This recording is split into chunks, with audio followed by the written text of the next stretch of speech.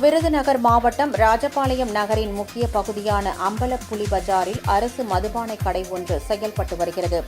இந்த கடையில் மது அருந்துபவர்கள் அங்குள்ள கடைகளில் தகராறு செய்வதுடன் கடையில் உள்ள பொருட்களை சேதப்படுத்துவதாக கூறப்படுகிறது.